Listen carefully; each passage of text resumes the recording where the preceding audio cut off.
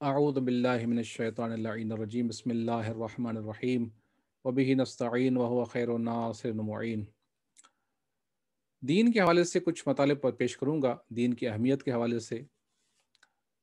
دنیا کے اندر ہم دیکھتے ہیں کہ بعض لوگ ایسے ہیں کہ جو یہ کہتے ہوئے نظر آتے ہیں کہ بھائی ہمارا کسی دین سے کوئی تعلق نہیں ہے، ہمارا کوئی دین نہیں ہے، ہم لا دین لوگ ہیں۔ ظاہراً ایسے لوگ جو کسی بھی دین کے اور بالخصوص دین اسلام سے لا تعلقی کا اظہار کرتے ہیں، وہ ہم دیکھتے ہیں کہ وہ لوگ ہیں کہ جو اپنی زندگی بے پرواہ لوگوں کی طرح گزارنا چاہتے ہیں، لاپرواہی کے ساتھ زندگی گزارنا چاہتے ہیں، کسی بھی خدا کے حکم کے پابند نہیں ہونا چاہتے، کسی بھی قانون کی پابندی ان کو اچھی نہیں لگتی، لہٰذا وہ کہتے ہیں کہ ہم کسی دین سے ہمارا کوئی تعلق نہیں ہے۔ لیکن حقیقت یہ ہے کہ اگر انسان کی زندگی میں کوئی بھی دین ہو، ہم دین اسلام کی بات فقط نہیں کرتے، کوئی بھی دین انسان کی زندگی میں ہو، تو انسان جب پابند ہوگا اس دین کا تو اس کی زندگی میں ایک نظم آئے گا، اس کی زندگی میں ایک جو ہے وہ نظام آئے گا۔ اور خاص طور پر جب اسلام کے دین کو انسان اختیار کرتا ہے تو انسان کی زندگی میں ایک خاص نظم آتا ہے، انسان کی زندگی کا ایک خاص مقصد بن جاتا ہے، اور اسی مقصد کے تحت انسان زندگی گزارتا ہے۔ تو لہٰذا دین کا فائدہ ہے۔ ایک فائدہ یہ ہے کہ جیسے امیر المومنین سے روایت منقول ہے کہ آپ نے فرمایا کہ الدین نور، دین نور ہے، دین روشنائی ہے۔ انسان اگر دین اسلام کو اختیار کرتا ہے تو اس کو روشنائی ملتی ہے، اس کے لیے راستے روشن ہو جاتے ہیں۔ اور دینداری کی اہمیت کو بیان فرماتے ہوئے ارشاد فرمایا کہ من دق فی الدین نظرہ جل یوم القیامت خطرہ، جو انسان دین کے معاملات میں باریک بین ہے تو قیامت کے دن ایسے انسان کا مقام بہت بلند ہوگا، یعنی دین کو اہم سمجھتا ہے، اس کے معاملات کو باریک بینی سے دیکھتا ہے، تو پھر ایسا انسان قیامت کے دن ایک بلند مقام پر فائز ہوگا۔ ایک اور حدیث میں آپ سے منقول ہے کہ آپ نے فرمایا کہ الدین یعصم، دین جو ہے وہ انسان کی حفاظت کرتا ہے۔ ایسے نہیں کہ دیندار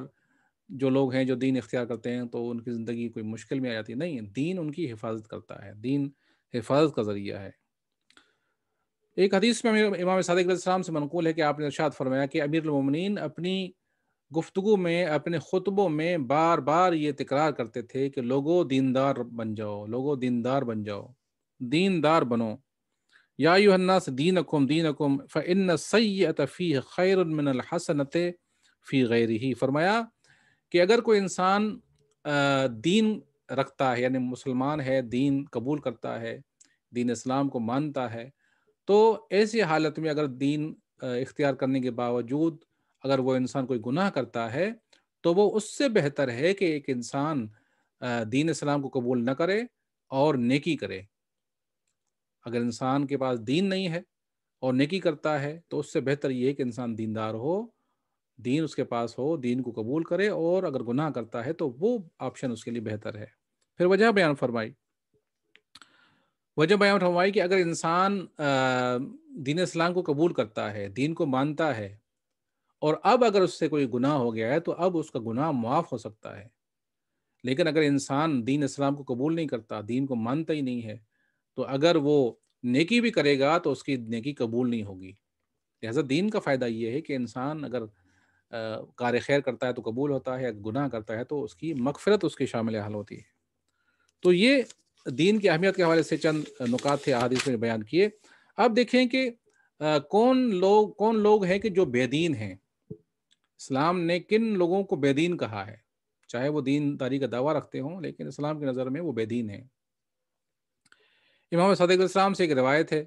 آپ نے ارشاد فرمایا کہ لا دین لمن دان بولایت امام جائر لیس من اللہ۔